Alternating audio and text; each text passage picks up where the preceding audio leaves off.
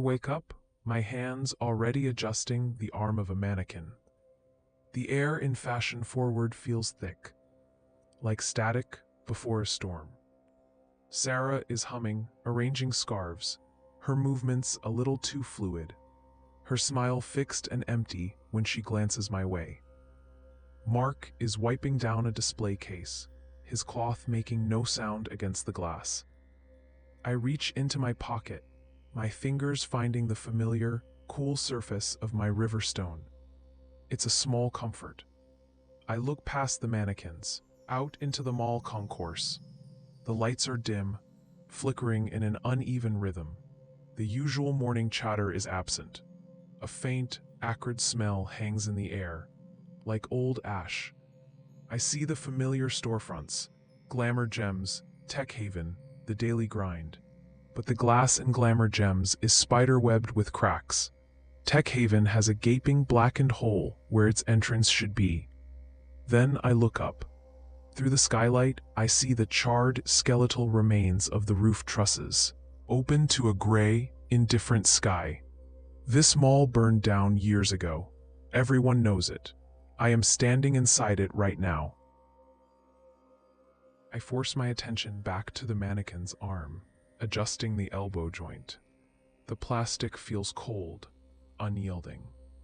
Sarah's humming grows louder, then abruptly cuts out, replaced by a faint, rhythmic scraping sound from behind the display cases. It's too regular, too close. Mark still wipes the glass, but his movements are now jerky, almost mechanical, his cloth making a wet, dragging sound against the display case. The mall lights above me flicker faster, casting long, distorted shadows that seem to stretch and shrink with each pulse, making the mannequins appear to shift. My river stone feels heavier in my pocket, a small, smooth anchor against the rising unease. I could walk out, try the door, but the thought feels wrong, like breaking an unspoken rule. I could ask Sarah what she hears, what she sees, but her fixed smile still unnerves me. Instead, I smooth the mannequin's sleeve, pulling the fabric taut. The air grows colder. A chill seeping from the cracked storefronts. The scraping sound continues, closer now, like something being dragged across concrete. I can't stop working. I smooth the mannequin's sleeve, pulling the fabric taut. The display case Mark was wiping stands nearby, its glass now reflecting the dim, flickering mall lights. I catch my own reflection in it. My hand moves to adjust the mannequin's collar, but in the glass, my reflection's hand lags. A beat behind, then moves slightly past the collar, reaching for something just out of frame. I stop, my own hand freezing. The reflection's hand continues its phantom movement, a slow, deliberate reach into empty air. I look directly at the glass. My reflection stares back, its eyes wide, unblinking, a silent scream frozen on its face. It doesn't mirror my current calm expression. The scraping sound behind the cases stops. The silence is worse. My riverstone feels like ice in my pocket, pressing against my palm. I try to move my head, just slightly, to see what my reflection is reaching for. The reflection's head remains fixed, eyes locked on mine. A silent warning, I can't look away. My reflection's hand, still reaching, finally closes around something unseen. A faint metallic click echoes, not from the glass, but from the mannequin beside me. Its arm, the one I just adjusted, stiffens. I feel a sudden, sharp pressure on my own wrist, as if a cold, invisible hand has clamped down. The mannequin's plastic fingers, previously relaxed, now dig into the fabric of its sleeve, leaving faint indentations. My reflection's eyes, still wide, shift slightly. not breaking contact with mine, but indicating something behind me. I try to pull my hand away from the mannequin, but it feels anchored, heavy. The river stone in my pocket vibrates, a low hum against my palm. Sarah appears beside me, her eyes unfocused, a forced smile on her face. "Don't ever trust the still ones, Tvero," she whispers, her voice flat. "They always take a piece." She turns, walking quickly away, disappearing behind a rack of coats. My skill with displays means nothing. I am stuck. The mannequin's grip tightens. I yank my hand from the mannequin's plastic grip. A sharp crack echoes, and a sliver of its wrist snaps off.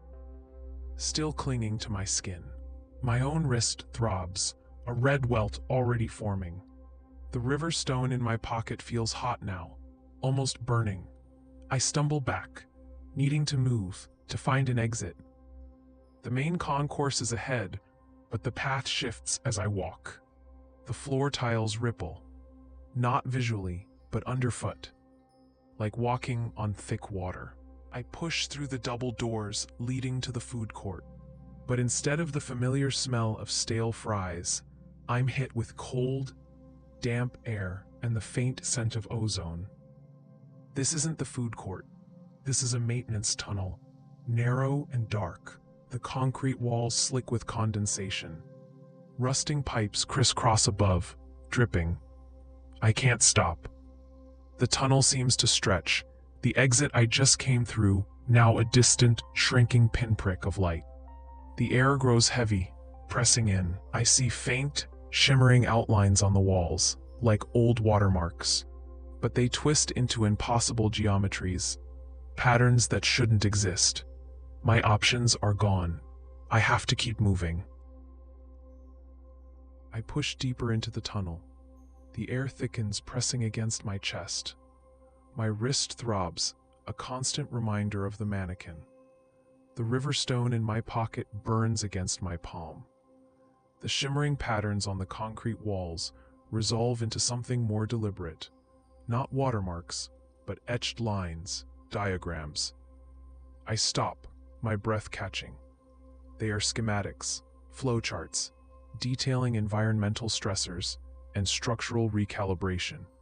Dates, timelines. My own name, circled, with a notation. Subject 7, high endurance. This isn't random. This is planned. I reach out, my fingers tracing the cold, damp concrete. The lines are deep, permanent. A faint, almost imperceptible tremor runs through the tunnel floor. Then Sarah is there, suddenly, beside me. Her eyes are wide, unfocused. Her smile is gone. "Don't look for the source, Tvero," she whispers, her voice flat, rushed. "It's not a place. It's a process. You can't stop a process." She turns, her movements jerky, and disappears into the shadows behind me, swallowed by the darkness. The tunnel walls seem to lean in. The air tastes like metal. I can't undo seeing this. The tremor intensifies. A low growl from deep within the concrete. Dust sifts down from the ceiling, thick and gray. The etched lines on the wall glow faintly, pulsing with the tremor. I press my hand against the schematics. A cold vibration. A section of the tunnel wall ahead groans.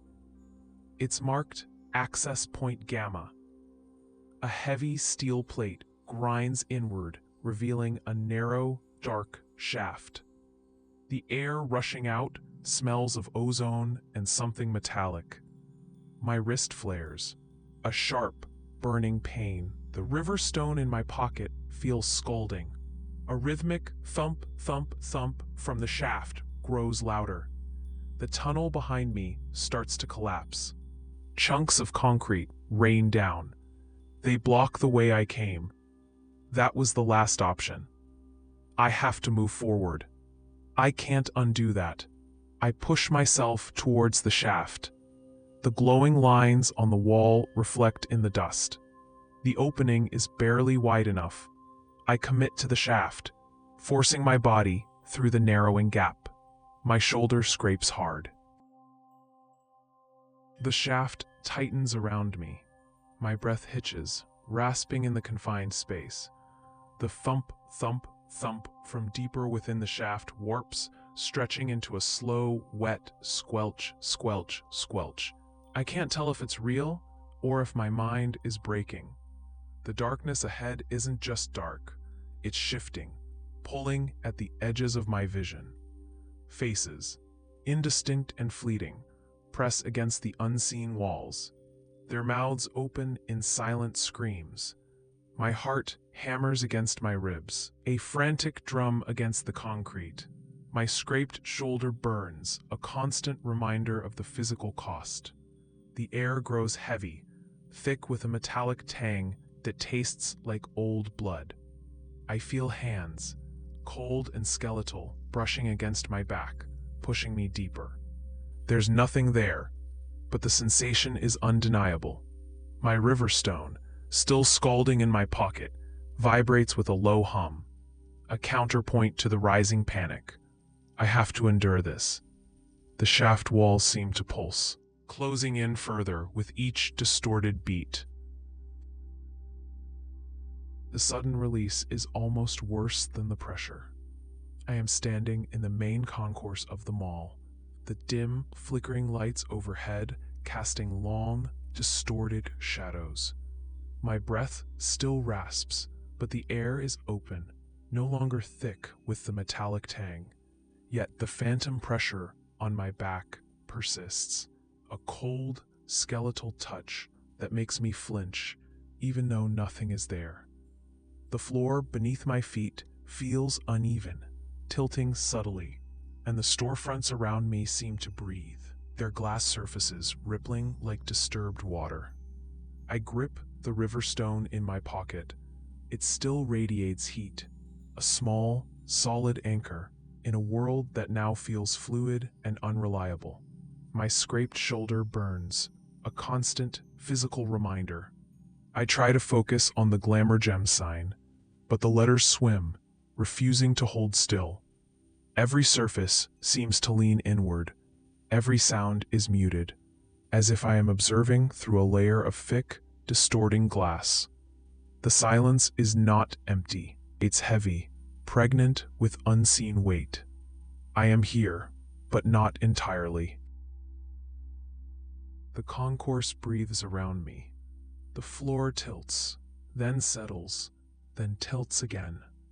The glamour gem sign flickers, the cracks in its glass reforming, then shattering anew.